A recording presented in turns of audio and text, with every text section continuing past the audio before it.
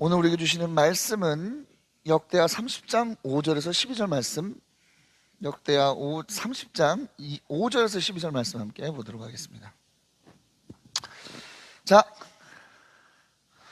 역대하 30장 5절에서 12절까지 말씀 함께 보도록 하겠습니다. 네, 성경책 가지고 오신 분들은 성경책 구약성경 624페이지를 펴주시기 바랍니다. 네, 5절에서 12절 함께 읽겠습니다. 왕은 브엘세바에서 단에 이르기까지 이스라엘 전역에 명령을 선포하여 모두 함께 예루살렘으로 와서 주 이스라엘의 하나님 앞에서 유월절을 지키도록 하였다. 그들은 참으로 오랫동안 율법에 기록된 절차대로 유월절을 지키는 것을 실천하지 못했던 것이다. 파발꾼들이 왕과 대신들의 편지를 받아가지고 어명을 따라 온 이스라엘과 유다에 두루 다니며 다음과 같이 선포하였다. 이스라엘 자손은 들으라. 백성들은 아브라함과 이삭과 이스라엘을 돌보신 주 하나님께로 돌아오라. 그러면 주님께서도 남아있는 백성들 곧 아시리아 왕의 손에서 벗어난 당신들에게로 돌아올 것이다. 당신들은 조상이나 동포를 닮지 말아라. 그들이 주 조상의 하나님께 범죄하였으므로 주님께서 그들을 멸망하도록 내버려 두신 것을 당신들은 직접 보았다. 당신들은 목이 곧은 조상과 같이 고집을 부리지 말고 주님께로 돌아오라. 당신들은 하나님께서 영원히 거룩하게 하신 성전으로 들어가서 주 당신들의 하나님을 섬겨라. 그래야만 주님께서 당신들에게서 진노를 거두실 것이다. 당신들이 주님께로 돌아오면 당신들의 친족과 아이들을 사로잡아간 자들이 당신들의 동포에게 자비를 베풀어서 그들을 이 땅으로 돌려보낼 것이다. 주 당신들의 하나님은 은혜로우시고 자비로운 분이시므로 당신들이 그에게로 돌아오기만 하면 당신들을 외면하지 않으실 것이다. 파발꾼들이 에브라임과 므낫세 지방의 각 성읍으로 두루다니며 멀리 스브론에까지 가서 이렇게 알렸으나 사람들은 파발꾼들을 비웃고 놀려대기까지 하였다. 다만 아셀과 므낫세와 스브론 사람들 가운데서 몇몇 사람이 겸손하게 말을 듣고 예루살렘으로 왔다. 하나님이 또한 유다에서도 역사하셔서 왕과 대신들이 주님의 말씀대로 전한 그 명령을 유다 사람들이 한 마음으로 따르도록 감동시켰다. 아멘. 네. 한 절 한 절이 굉장히 길어가지고 좀 오래 걸렸어요. 자, 오늘은 역대하 30장 5절에서 12절 말씀 가지고 바꾸는 지혜라고 하는 제목의 말씀을 함께 나누도록 합니다. 우리가 계속적으로 우리가 코로나 이후에 우리는 어떤 방향성으로 나아가야 될 것인가에 대한 이야기들을 계속적으로 하고 있어요. 그렇죠? 중요한 것은 뭐였습니까? 우리가 심판자적 관점에서 모든 걸 바라보지 마라. 그죠? 심판자적 관점에서 바라보지 말고, 그러나 뭐다? 하나님께만 우리의 중심을 두고 나아가면 되는 것이다라고 하는 것을 우리가 지금까지 좀 생각해 봤는데요. 우리가 해야 될 사명에 대해서 우리는 다시 한번 좀 생각해 볼 필요가 있습니다. 무엇을 해야 될 것이냐? 사람들을 위로하고, 코로나19에 고통당하는 사람들을 위로하고 세울 수 있는 길이 무엇이냐?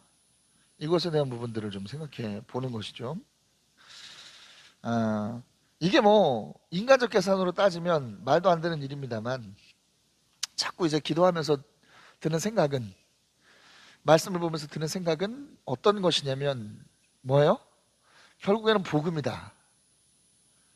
우리가 해야 될 일은 결국 복음이다. 복음을 통해서만이 이 땅의 사람들이, 좌절하고 낙심하고 어려움을 겪고 있는 이 사람들이 오직 복음을 통해서만 온전한 은혜와 온전한 치유와 온전한 회복을 경험할 수 있다 라는 것이죠. 우리는 그래서 그 사명을 감당해야 된다 라는 거예요. 무슨 봉창 두드리는 소리냐 하시는 분들도 있을 것입니다.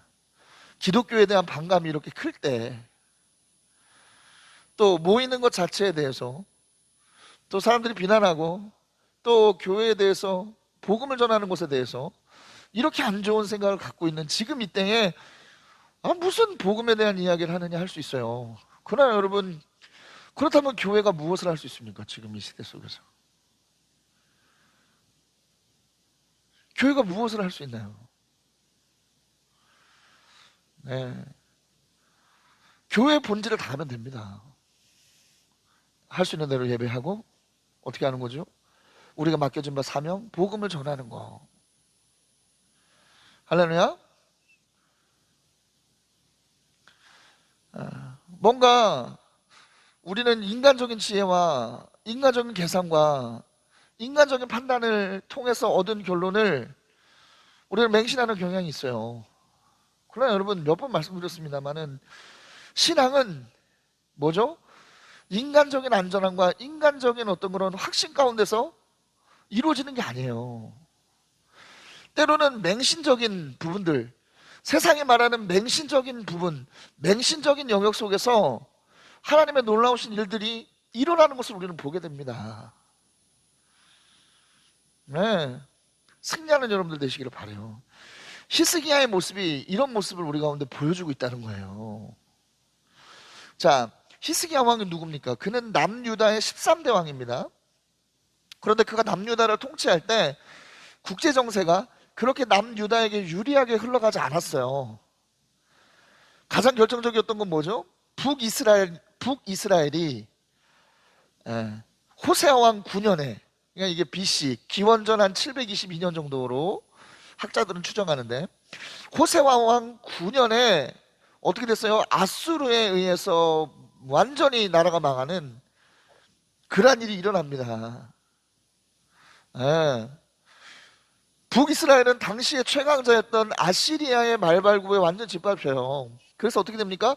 많은 사람들이 포로로 잡혀가고 그 빈만큼 다른 민족들이 와서 정착해서 살아가고 있는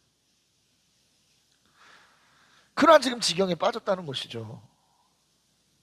이 사건은요, 남유다와 히스기야에게도 엄청난 어려운, 또 엄청난 큰 사건이 아닐 수 없었어요. 왜? 북이스라엘을 무너뜨린 아시리아의 다음 상대가 누구기 때문에? 남유다가 될 것이기 때문에.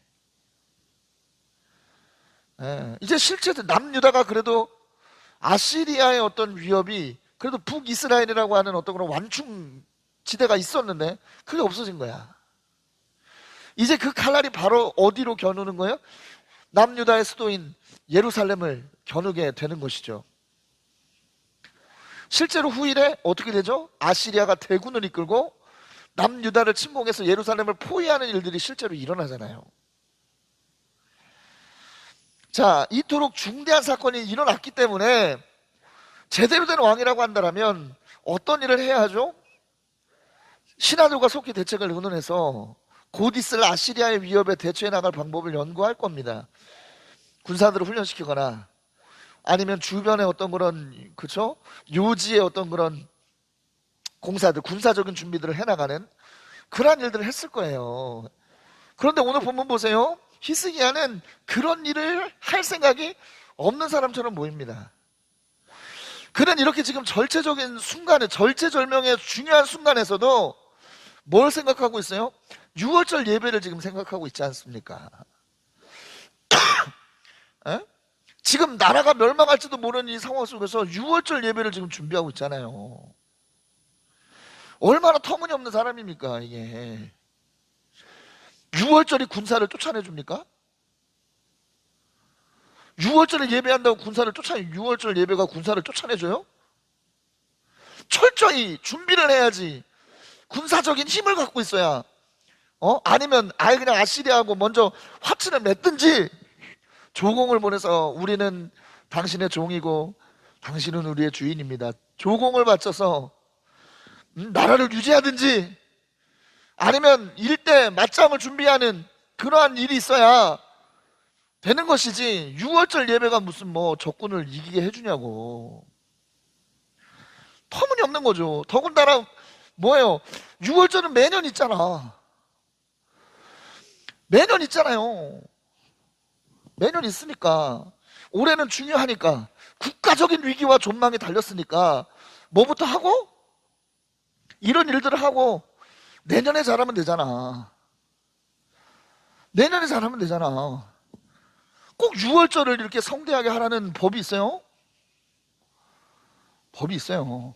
6월절은 유대인 남자들은 모두가 다 성전에 나와서 모여서 예배하도록 돼 있죠.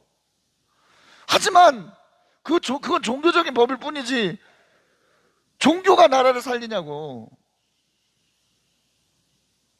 종교가 나라를 지켜주나?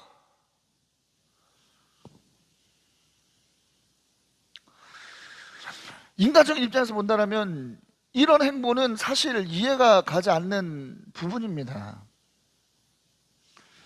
그러나 히스기야의 이러한 선택에는 나름의 목적이 있었어요. 자, 히스기야 왕이 의도하고 있는 목적은 오늘 본문 5절에서 아주 분명히 드러납니다. 읽겠습니다. 왕은 브엘세바에서 단에 이르기까지 이스라엘 전역에 선포하여 모두 함께 예루살렘으로 와서 주 이스라엘의 하나님 앞에서 유월절을 지키도록 하였다. 그들은 참으로 오랫동안 율법에 기록된 절차대로 유월절을 지키는 것을 실천하지 못했던 것이다. 아멘. 자, 방금 읽은 오늘 본문 5절 보니까 히스기야 왕은 브엘세바에서 단까지 명령을 선포했어요. 자, 브엘세바가 어디입니까? 브엘세바는 이스라엘의 북쪽의 끝에 있는 그러한 지역입니다. 네, 오늘 나왔던 브엘세바 뭐죠? 블레셋 그랄 땅에 있었던 아비멜렉과 이삭, 또 아비멜렉과 아브라함의 약속이 있었던 그곳, 그렇죠? 맹세의 우물이라 불렸던 그 브엘세바. 그 브엘세바는 북쪽 끝에 있는 그러한 지역이고, 단은 어디입니까? 유다의 끝에 있는 지역이에요. 그러니까 브엘세바에서 단까지라고 하는 그러한 이야기는 뭐예요? 이스라엘의 전역에 히스기야의 명령이 선포되었다라는 것을 의미하는 것이죠. 무슨 말이냐? 히스기야는 이 유월절을 남유다뿐만 아니라 멸망한 북이스라엘에 남아있는 이스라엘 백성들과 함께 연합해서 예배를 드리고 싶어하는 그런 마음이 있었던 거예요.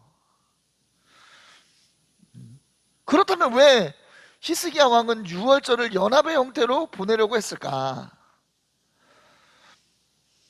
북이스라엘의 멸망이라고 하는 것은 뭡니까? 북이스라엘 자체에도 좌절이고 또 어려움이지만 남유다에게도 심각한 위협이라고 말씀드렸잖아요. 이 상황을 지금 뭐예요? 연합과 통일의 계기로 삼아서 이 어려움을 극복하려고 하는 히스기야의 선한 지혜가 여기에 담겨 있었던 거예요. 담겨 있었던 거. 그렇죠? 그래도 좀 이해 안 가는 면이 있죠. 그거 꼭 유월절 절기를 같이 지내는 걸로 해야 돼? 같이 모여서 군사훈련을 한다던가 이렇게 하면 안 되나? 히스기야는 뭐가 문제인지를 알았던 사람입니다. 뭐가 중요한지를 알았던 사람이에요. 자, 볼까요? 말씀 보겠습니다. 6절에서 9절입니다. 타발꾼들이 왕과 대신들의 편지를 받아가지고 어명을 따라 온 이스라엘과 유다에 두루다니며 다음과 같이 선포하였다. 이스라엘 자손은 들으라. 백성들은 아브라함과 이삭과 이스라엘을 돌보신 주 하나님께로 돌아오라. 그러면 주님께서도 남아있는 백성들 곧 아시리아 왕의 손에서 벗어난 당신들에게로 돌아오실 것이다. 당신들은 조상이나 동포를 닮지 말아라. 그들이 주 조상의 하나님께 범죄하였으므로 주님께서 그들을 멸망하도록 내버려 두신 것을 당신들은 직접 보았다. 당신들은 목이 고든 조상과 같이 고집을 부리지 말고 주님께로 돌아오라. 당신들은 하나님께서 영원히 거룩하게 하신 성전으로 들어가서 주 당신들의 하나님을 섬겨라. 그래야만 주님께서 당신들에게서 진노를 거두실 것이다.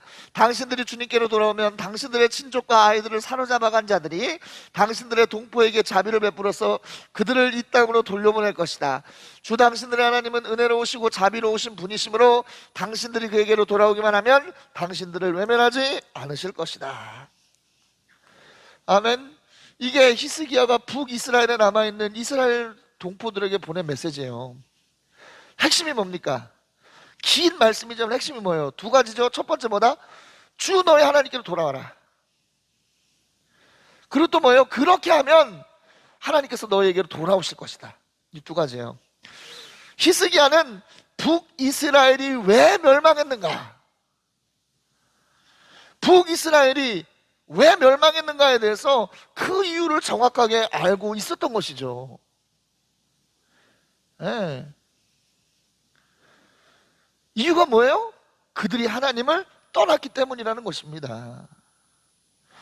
그렇기 때문에 히스기야 왕은 유월절 연합 예배를 통해서 그들이 다시금 하나님께로 돌아갈 수 있는 기회를 마련해 주려고 하는 거예요. 그것을 통해서 어떻게 하겠다? 하나님 앞에 연합된 신앙의 힘으로 아수르라고 하는 저 위협, 아수르라고 하는 저 대적을 어떻게 하겠다? 이기겠다. 그래야만 반드시 이길 수 있다라고 하는 히스기야의 판단을 엿볼 수 있는 겁니다. 그러니까 뭐예요? 그렇기 때문에, 이런 목적이 있기 때문에 이번 6월절은 히스기야에게 엄청나게 중요한 일인 거예요. 군사를 준비하고 적들을 방비하기 위한 요새를 짓는 것보다 지금 이것이 더 중요한 일인 것이죠. 때로는 사람들이 이렇게 얘기합니다. 기도하는 우리에게 이렇게 얘기를 해요. 너 지금 기도할 때가 아니다. 너 지금 이러고 있을 때가 아니다. 이야기하죠. 그들이 그렇게 말하는 것은 인간적 판단과 인간적 계산으로 볼 때 그게 맞기 때문이에요. 지금 기도할 때야? 코로나로 인해서 여러 가지로 살기 어려운데 기도한다고 지금 뭐 쌀이 나와 떡이 나와? 뭐가 나와? 나가서 휴지라도 줍고 나가서 당근마켓에 가서 뭐라도 팔아야 뭐가 나오지. 가만히 있을 때라고 지금 이렇게 이야기 하잖아요. 그렇잖아? 그냥 여러분, 우린 알죠. 기도하는 것이 가장 중요하다는 것을.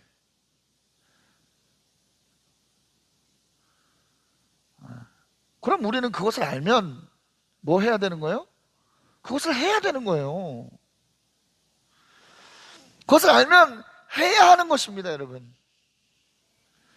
사람들 비난이 두렵다고 해가지고 위축되고 머뭇머뭇하는 것이 아니라 그것만이 답이라는 것을 우리가 안다면 우린 그것을 해야 되는 거예요.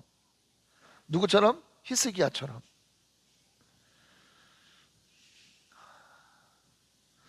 승리한 여러분들 되세요. 또 이러한 히스기야의 모습은요, 복음 전파의 어떤 의미를 우리 가운데 다시 한번 떠오르게 하죠. 복음 전파라는 건 뭐예요? 다른 이들에게 하나님께로 돌아올 것을 촉구하는 겁니다. 예수님을 통해서 그들이 인생을 갱신할 수 있는 기회를 주는 거죠. 근데 이렇게 할 수 있는 것은 어떤 자만이 할 수 있어요? 예수님을 통해서 인생이 실제적으로 바뀌어지는 것을 경험한 자, 맛을 본 자들만이 할 수 있는 일이에요. 지금 히스기야가 북이스라엘 백성들에게 하나님께로 돌아오라, 그러면 하나님께서 너희들에게 돌아오실 것이고 그것을 통해서 우리에게 드리워진 이 위기가 돌파될 수 있을 것이다 라고 자신 있게 이야기할 수 있었던 것은 그가 이미 어떻게 했기 때문에 이러한 부분들을 맛보았기 때문입니다. 그는 왕으로 취임하자마자 한 게 뭐예요? 성전을 정화하고 남유다의 신앙을 갱신하는 거였어요. 네. 그리고 이것을 통해서 그는 큰 기쁨과 은혜를 경험합니다. 그가 맛을 보았기 때문에, 남유다는 이미 맛을 보았기 때문에 뭐 할 수 있었던 거예요? 북이스라엘에게도 강력하게 그러한 것들을 촉구할 수 있었던 거예요. 권할 수 있었던 거예요, 여러분. 여러분, 우리도 하나님께로부터 오는 은혜가 충만하면 자동적으로 뭐가 나타납니까? 다른 사람들에게 우리가 만난 하나님을 전하고 복음을 전파할 수 있는 동력들이 팍팍팍 나오죠.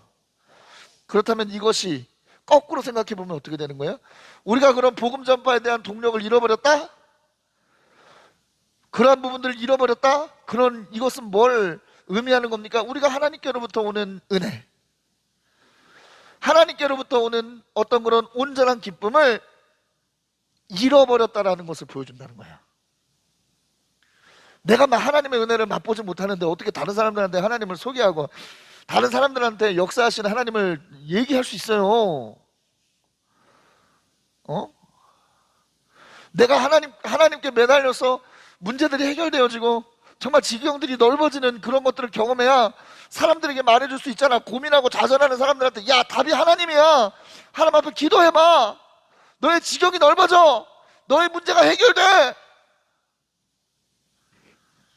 얘기할 수 있는 것이지.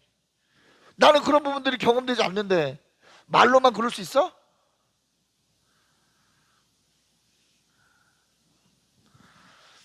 그렇기 때문에 우리는 늘 뭐예요? 이러한 기쁨을 잃어버리지 않도록 해야 됩니다. 어떻게 할 수 있어요? 그걸 어떻게 할 수 있나? 어떻게 할 수 있어요, 그거를? 기도하고 예배하고 말씀대로 살아가는 삶을 통해서 그게 가능해요. 여러분들이 아시겠지만 저는 그걸 굉장히 강조하죠. 왜요? 그거밖에 길이 없어요. 그거밖에 길이 없다니까? 저도 그렇습니다. 추석이고 또 여러 가지 일이 있어서 좀 영적인 텐션이 조금 약해지니까 또 여러 가지 생각이 드는 거야. 여러 가지 생각이 드는 겁니다. 그렇죠? 나에게는 늘 뭐예요? 아수르. 나의 아수르는 뭐야? 월세라고 하는 아수르가 막 침공에 들어오는 거야.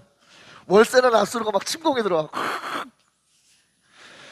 그래서 어떤 생각을 하는 거예요? 이거 큰일 났다. 이거 공공근로라도 나가서 내가 공공근로라도 나가서 내가 월세를 벌어와야 될 것인가, 이런 어떤 막 생각이 들면서 여러 가지 생각이 드는 거예요.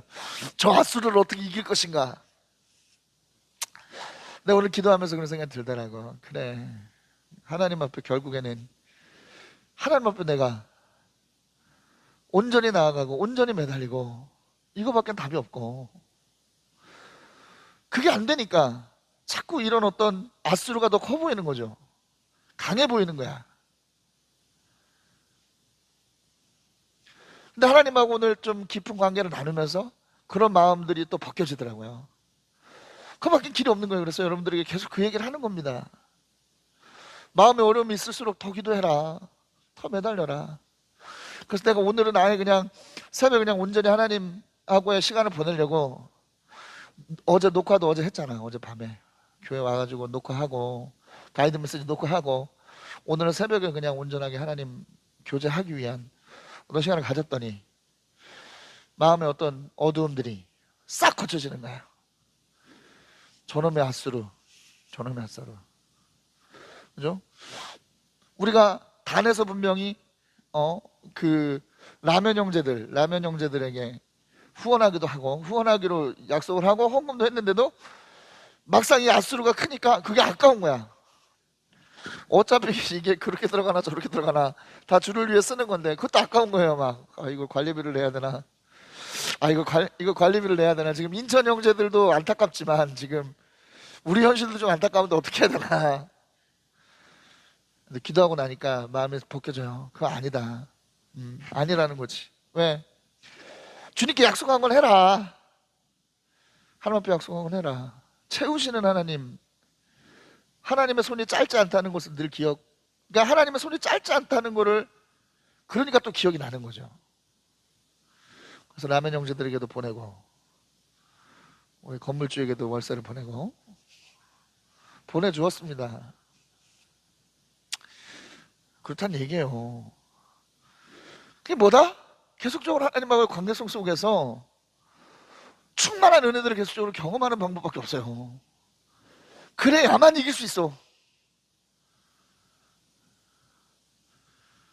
그리고 뭐예요? 이겨야 전할 수 있어요. 매일 내가 짓눌리는데 뭘 전해? 내가 맨날 두려운데 뭘 전합니까? 승리한 여러분 되세요. 할렐루야. 자, 오늘 보면 10절에서 11절 봅시다. 파발꾼들이 에브라임과 므낫세 지방의 각 성읍으로 두루다니며 멀리 스불론에게까지 가서 이렇게 알렸으나 사람들은 파발꾼들을 비웃고 놀려대기까지 하였다. 다만 아셀과 므낫세와 스불론 사람들 가운데 몇몇 사람이 겸손하게 말을 듣고 예루살렘으로 왔다. 여러분, 히스기야는 아주 선한 의도로 소식을 전했죠. 그런데 어떻게 했습니까? 그 소식을 들은 북이스라엘의 반응은 각각이었어요. 대부분의 사람들은 어떻게 반응했어요? 놀리고, 그쵸? 조롱하는 것. 무슨, 야, 그렇게 해서 이길 것 같으면은 그렇게 해서 아수르 이길 것 같으면은 야, 3번, 4번 이겼다. 어? 말 같지 않은 소리를 한다고. 그걸로 이길 수 있어? 말 같지 않은 소리. 이런 조롱에, 멸시의 이야기들을 하는 거예요. 그러나 두 번째는 어떤 반응도 있었습니까? 겸손하게 그 메시지에 응하는 사람도 있었어요. 근데 중요한 것은 뭐예요? 대부분의 사람들이 첫 번째 반응이었고, 두 번째 반응을 보인 사람은 오직 몇몇, 즉 소수였다는 겁니다. 자, 중요한 것은요, 소수긴 하지만 히스기야가 던진 메시지가 그 소수의 결단을 이끌어냈다는 거예요. 여러분, 복음을 전할 때, 그죠? 복음에 순종하고 긍정적으로 반응하는 사람들은 소수예요. 소수입니다. 한 100명을 만나면 진짜 한두 명 긍정적으로 반응해요. 나머지는 뭐 하죠? 들을 때는 뭐, 그런가 보다 하다가 결국에는 거절하죠. 이것도 양반이야. 보통은 어때요? 말 같지 않은 소리 하지 말라고. 그건 우연이라고. 하나님 하신 게 아니라 우연이야, 그거는. 자꾸 그런 식으로 살면은 네 삶이 너무나 불규칙하고 네 삶이 너무나 왔다 갔다 하게 돼 있어. 너 그런 생각을 빨리 버려야 된다? 오히려 우리를 훈계하죠. 오히려 우리를 훈계하잖아. 하나님이 하셨어요. 야, 하나님이 하신 게 아니라 임마. 내가 가서 임마 고생해서 돈 벌었으니까 된 거지. 무슨 뭐 하나님이 하신 거야. 이런 얘기 하잖아요. 우리 이런 얘기 주로 듣잖아. 그죠? 그러니까 여러분, 그렇기 때문에 우리는 좌절해요. 이게 당연한 건데. 그런데 우리 낙심한다니까? 이게 당연한 건데? 우리가 주목해야 되는 것은요, 여러분, 복음을 거부하고 조롱하는 다수가 아니에요. 생각 잘 하셔야 돼. 자, 잘 하셔야 됩니다. 우리는 복음을 거부하고, 그죠? 하나님 알기를 우습게 여기는 다수를 의식하고 다수에 반응합니다. 여러분, 그 다수는요, 아무리 복음을 전하고 아무리 무언가를 해도요, 하나님을 인정하지 않는 그룹들이에요. 우리가 정작 신경 써야 되는 사람들은 누구예요? 복음에 반응하는 소수입니다. 그 사람들에게 신경을 써야 되는 거예요. 그리고 우리는 그 소수를 만나기 위해서 복음을 전하는 겁니다. 다수의 반응을 긍정적으로 만들기 위해서 복음을 전하는 게 아니라 그 메시지에 듣고 반응할 그 소수, 한두 사람을 위해서 우리는 복음을 전해야 하는 거예요. 소수의 결단을 이끌어내게 하기 위해서. 할렐루야? 네. 그러니까 우리 다수가 거부한다고 상처받지 마세요. 그래도 우리에게 들어주고 복음에 반응하고 마음을 여는 그 소수를 통해서 기쁨을 누리십시오. 네? 히스기야의 이 주옥 같은 메시지에도 다수는 조롱하고 다수는 거부 반응 보였다는 거예요. 우리가 특별히 부족해서 그런 게 아니야. 자연스러운 겁니다. 또 마찬가지죠. 이 시대가 대부분이 교회를 멸시하고, 그렇죠? 복음을 우습게 알아요. 어느 교회에서 부목사를 하고 있는 내 친구하고도 한번 통화했는데, 걔네 교회는 이제 큰 교회인데 팀을 보내가지고 지역 선거를 한단 말이에요, 여름마다. 근데 데이터를 이렇게 조사를 정리해보면 수원하고 용인에 사는 사람들이 훨씬 복음을 받아들이고 반응하는 확률이 떨어진대요. 훨씬 그렇다는 거야. 그래서 뭔가 원인을 자기네들이 생각해 보니까 부족한 게 없어서 그런 것 같다고 생각이 든다는 거죠. 뭐 서울, 강남 못지않게 지금 뭐 수원, 뭐 용인 잘 사니까. 강남 못지않다는 표현은 죄송합니다. 어쨌든 웬만한, 그죠? 웬만한 중산층 이상의 어떤 그런 삶을 영위하고 있기 때문에, 우리 지역만 해도 그렇다잖아요. 제가 물어보니까, 동사무소 가서 전에 물어보니까 우리 지역에는 결손 가정도 별로 없고 그렇게 막 소년 소녀 가장 같이 어려운 사람들이 별로 없다고. 어려움을 모르니까, 그죠? 더 복음에 대해서 완악한 마음을 갖는 거죠. 그런데 왜 이렇게 척박한 곳에 복음이라고 하는 사명을 우리에게 주시고 여기 세웠는지 우리는 알 수가 없어요. 우리가 미련하니까, 얘네는 시키면 할 것 같으니까 주님이 그러신 거라고 저는 생각합니다.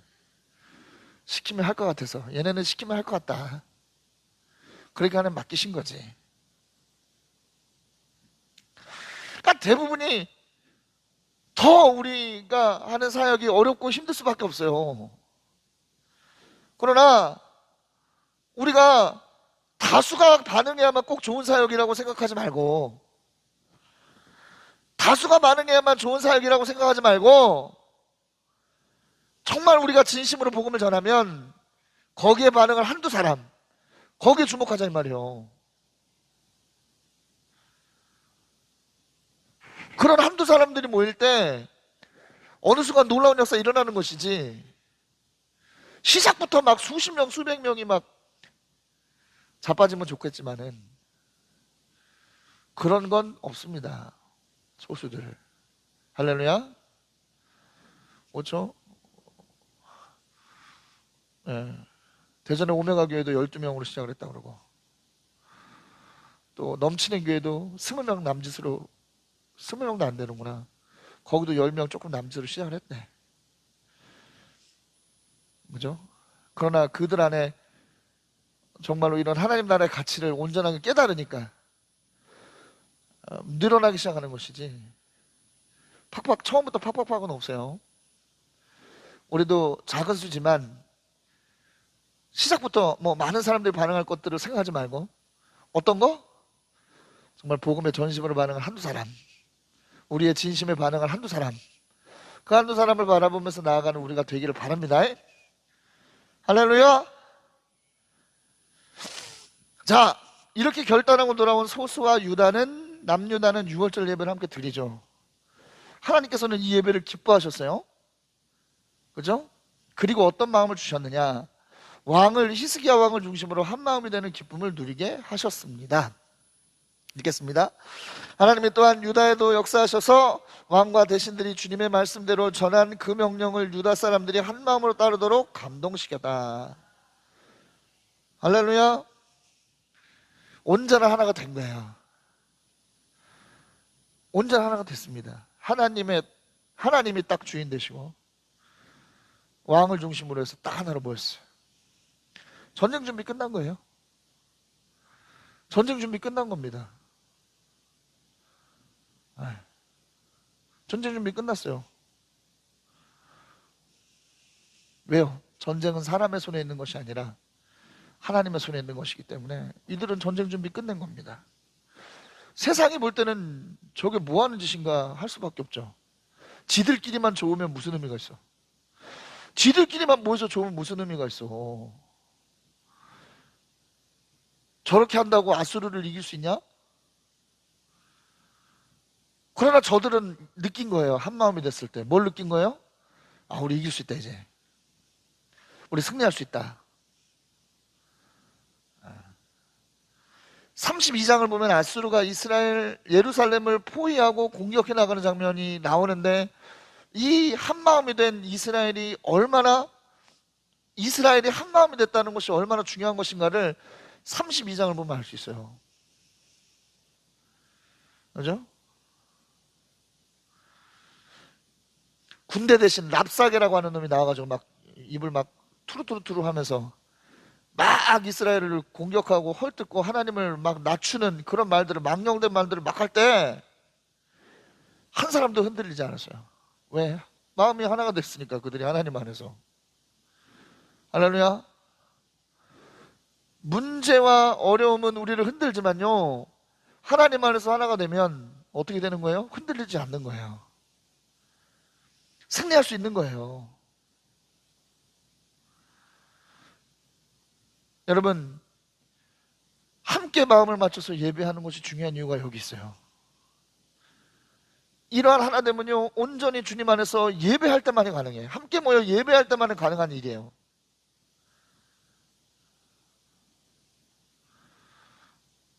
그래서 우리는 뭐 해야 된다? 예배해야 된다.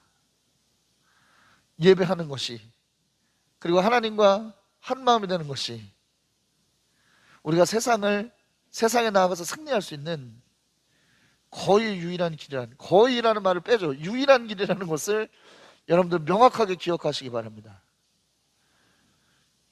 그래서 우리 뭐 해야 되는 거예요? 야, 기도한다고 되냐? 기도만 하고 앉았다고 되냐? 그럴 때 우리 뭐라고 그래야 되는 거예요? 웃으면서 기도하면 돼. 봐봐, 기도하면 돼. 승리하는 여러분들 되시길 바랍니다. 여러분, 6월절이라고 하는 것은요, 이스라엘이 출애굽한 것을 기억하는 날이잖아요. 애굽의 노예였던 그들이 하나님의 백성으로 온전히 세워진 날이 바로 6월절입니다. 그래서 6월절이 참 중요한 날이죠. 특별한 날, 특별한 장소에 모여서 한 마음으로 예배하는 것은요, 그래서 6월절에 그래서 그렇게 예배하는 거잖아요. 그런데 이 한 마음으로 모여서 예배했던 그것을 통해서 뭐라고 말씀하고 있느냐? 20절 읽겠습니다. 주님께서 히스기야의 기도를 들으시고 백성의 아픈 마음을 고쳐주셨다. 아멘. 한 마음으로 예배했더니 그들이 좌절로 인해서 겪었던, 또 어떤 그런 위협을 통해서 오는 두려움을 통해서 느꼈던 상처받았던 마음들, 아팠던 마음들이 하나님의 은혜로 고침받는 역사가 일어나게 됐다는 거죠. 할렐루야. 하나님 앞에서 예배할 때, 하나님 안에서 온전한 하나를 이룰 때만이 우리는 온전한 치유를 경험할 수 있어요. 코로나19의 어려움이 계속되고 있죠. 그래서 그 속에서 복음을 이야기한다는 것은 어떻게 보면 대단히 어리석은 일일 수 있어요. 아예 우리는 그렇게 생각하잖아. 코로나19 이 상황 속에서는 전도할 수 없고, 이 상황 속에서는 예배할 수 없고, 이 상황 속에서는 뭔가 부흥을 꿈꿀 수 없다. 하지만 여러분, 복음만이 이 어려움 속에서 신음하고 고통하는 사람들을 위로할 수 있는 길이라고 하는 것을 우리 믿어야 됩니다. 그들도 복음의 메시지를 듣고 소수라도 반응하여 예배항으로 나오고, 그들이 하나님과 하나됨을 통해서, 공동체와 하나됨을 통해서 온전한 치유와 회복을 경험할 수 있다면, 그것이 교회가 할 수 있는, 이 코로나19 상황에서 교회가 할 수 있는 가장 확실하고 아름다운 위로가 아니겠습니까? 할렐루야. 그래서 우리는 다시 믿음의 허리를 동이고 복음을 위한 여정을 나아가야 되겠습니다. 부디 이러한 일에 매진하는 공동체가 됩시다. 우리가 이러한 일을 위해서 부름받은 사람들이라는 것을 잊지 말고, 그것을 통해서 복음에 순종하는 소수뿐만 아니라 여기 모인 우리도 하나님의 놀라운 은혜와 또 놀라운 치유를 경험하게 되는 은혜가 있을 것입니다. 바라기는 이러한 은혜 여러분들 주인공들이 다 되시는 여러분들 되시기를 그리스도 이름으로 강력히 축원합니다. 기도하겠습니다. 하나님 감사합니다. 히스기야는 다르게 보았습니다. 세상과 다르게 보았습니다. 세상과 다른 전략, 또 세상과 다른 어떤 그런 방법으로 아버지 나아갔고 오히려 승리하는 은혜를 경험했습니다. 우리 가운데도 이러한 지혜가 필요합니다. 아버지 하나님, 이 시대는 아버지 하나님 지금 이 상황 속에서 교회가 교회의 역할을 다한다는 것이 어렵다고 이야기하고 불가능하다고 이야기합니다. 특별히 복음에 대한 너무나도 아버지 명확하게 부정적 생각을 갖고 있습니다. 그러나 우리는 다르게 보기를 원합니다. 이 시대에 우리가 할 수 있는 최고의 위로는 복음이다. 이 마음을 가지고 나아가는 우리가 되게 하십시오. 그래서 아버지 하나님, 우리도 은혜를 입고 또 반응하여 함께 나와 예배하는 그 누군가도 은혜를 얻는 역사 일어날 수 있도록 인도하여 주시옵소서. 감사드리며 예수 그리스도 이름으로 기도했습니다. 아멘. 알립니다. 토요일 날 전도에 관련된 세미나 아시죠? 무슨 생각이 들었냐면 우리가 지금 포포인트가 문제가 아니라 우리 개념, 우리의 어떤 그런 신앙의 구조와 개념 자체가 완전히 전도지향적으로 바뀌어야 된다. 뭐가 있을까? 하나님이 저에게 주시는 마음은 우리가 처음에 계속적으로 우리가 함께 살펴봤던 T40 거기에 답이 있다. 그런 마음 주세요. T40 전도에서 훈련해서 제자 삼아 또 새로운 그룹들을 만들어낼 수 있는 그러한 부분들 우리가 다시 한번 그 원론적인 부분들을 좀 함께 살펴보면서 다시 한번 우리가 그런 부분들을 준비해 나가는 시간들을 가져야 되겠다 생각이 듭니다. 길진 않을 거예요. 1시간을 넘기진 않을 겁니다. 길진 않을 거예요. 전도 끝나자마자 딱 바르게 모여가지고 그때 뭐 커피 내린다고 우왕좌왕 하지도 말고 커피도 딱 메가에서 사와가지고 딱 그 시간에 모여서 1시간만 아주 깔끔하게 그냥 하고 목사님 이렇게까지 깔끔할 수 있습니까?